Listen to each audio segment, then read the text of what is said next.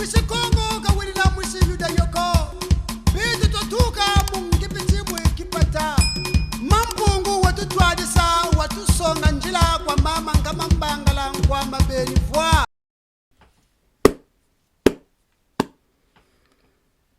Monongena yaya nzonza bazalama fumu mpanzu mwana ndamba pambuta iba yaya yenge kieno mutatu kiamase.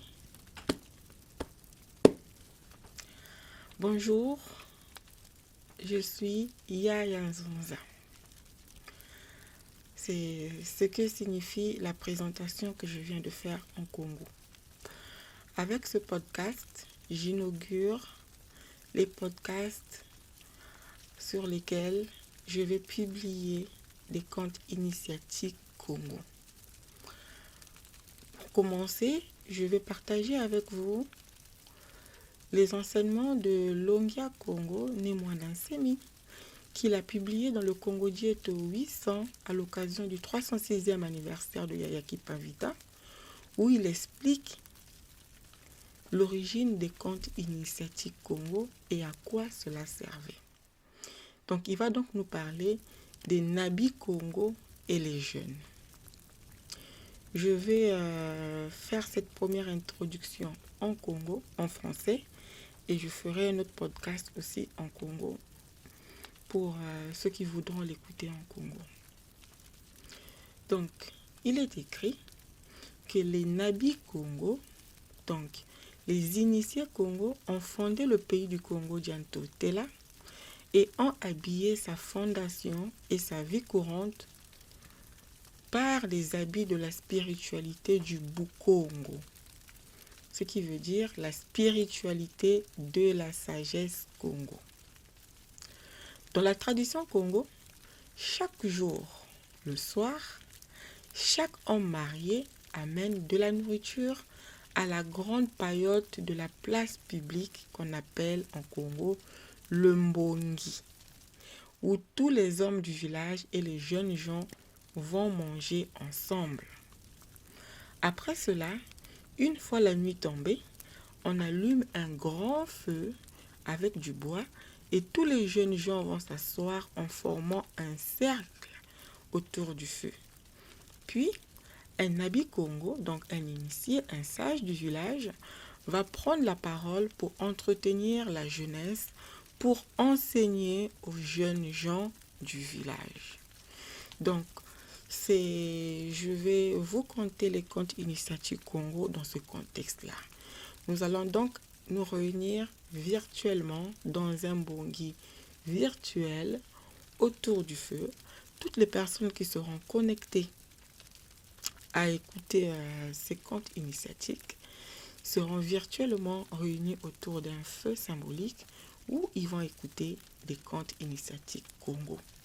Et ces contes initiatiques Congo se regorgent de plein d'enseignements qui sont utiles dans la vie de tous les jours sur le plan physique, tout comme sur le plan spirituel. Dans des relations humaines, dans la famille, dans des relations amoureuses, on peut en tirer d'innombrables enseignements. Donc sur ces podcasts sur les contes initiatiques Congo, je vais juste lire les contes en français ou certains en Congo selon l'inspiration. Et dans d'autres émissions de podcast, Mbongi Diakachopa, là-bas, nous allons tirer des enseignements, des proverbes de certains contes et on va essayer de partager les leçons des enseignements de ces différents contes. Et dans ce même Congo Dieto-là, Longia Congo nous donne l'exemple d'un premier conte que je vais vous conter. Ce jour-là, Nkasukulu etia, Nkasukulu etia, Nkasukulu etia. C'est un cri, qu'on lance dans la tradition au moment où on tient des serments, au moment où on partage des contes. Donc ne soyez pas surpris de les entendre, lorsque je fais des contes, lorsque je lis des contes plutôt. C'est dans l'objectif d'égayer la communauté, de réveiller les auditeurs. Donc, je disais, ce jour-là, on donna la parole au Nabi Matondo. Ambuta Matondo Manzambi, qui veut dire Dieu merci, pour entretenir les jeunes Ombongi. Le Nabi Matondo Manzambi prit la parole en disant: au village Mbanzalemba, la ville de la paix, il y avait un homme qui s'appelait Nakuntonchiko, qui signifie ne me tentez pas, tandis que son fils s'appelait Djela Djessaka, le trop malin.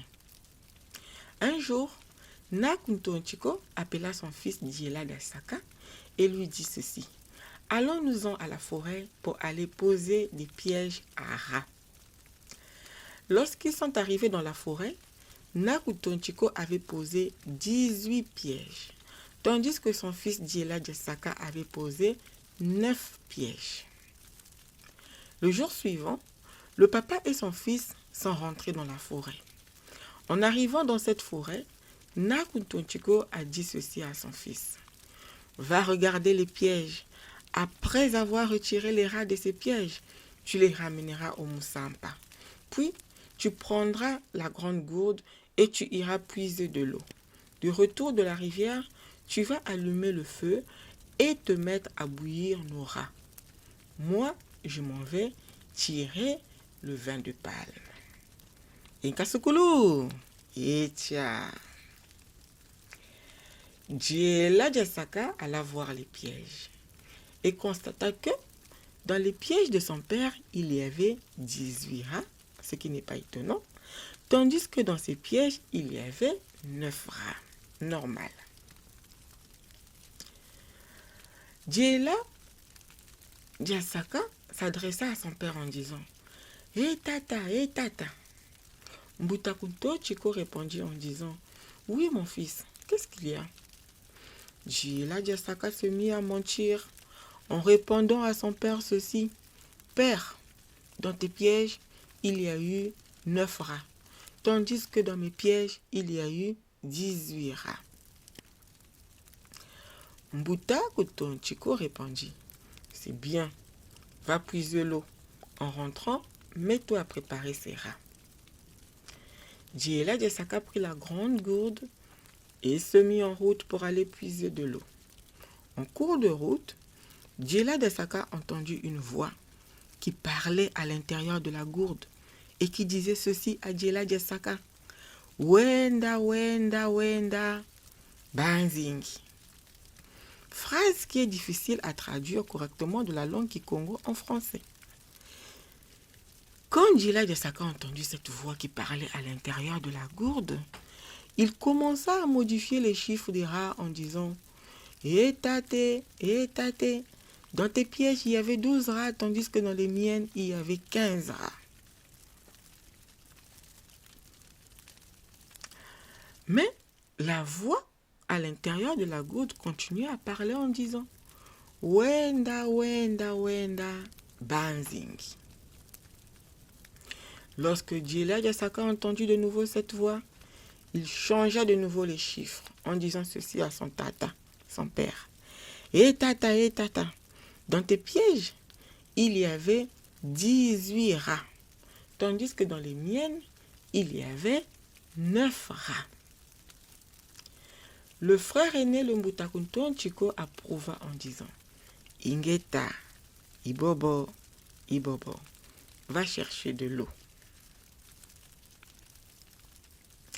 Lorsque Djela Djessaka est parvenu à dire la vérité, la voix qui parlait à l'intérieur de la gourde cessa de parler. Inkasukulu, Ikia. Voici ce que nous dit Longi. Quel est l'enseignement du Bukongo qui est contenu dans ce récit de la mystique Congo?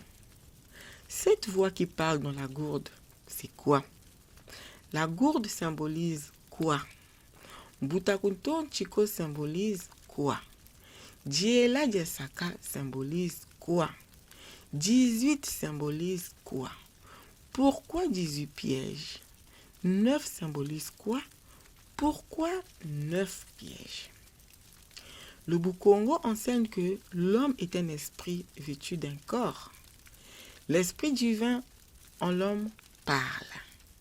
Sa voix est cette voix qui parle dans le cœur de l'homme qui a mal fait, qui a menti en disant « Wenda, wenda, wenda, banzingi ». La gourde, c'est le corps de l'homme. Dieu est triple. Amour, intelligence et pouvoir. 3 fois 3 donne 9. 18, c'est 1 plus 8 égale 9. Voilà les réflexions auxquelles ouvrent les contes initiatiques du Congo. Chaque symbole, chaque chiffre, chaque objet, chaque animal, chaque personnage dans un conte initiatique Congo est un symbole qui représente quelque chose. Donc, dans les différentes contes que je vais partager avec vous, l'idée, c'est que vous les écoutiez attentivement et après que vous preniez un temps de méditation, un temps de réflexion pour pouvoir retirer l'enseignement caché, l'enseignement initiatique contenu dans ce conte que vous pouvez appliquer dans votre vie de tous les jours, que ce soit dans des plans, sur le plan physique, tout comme sur le plan spirituel. Nkasukulu, Ekia, Nyeta, Ibobo, Ibobo.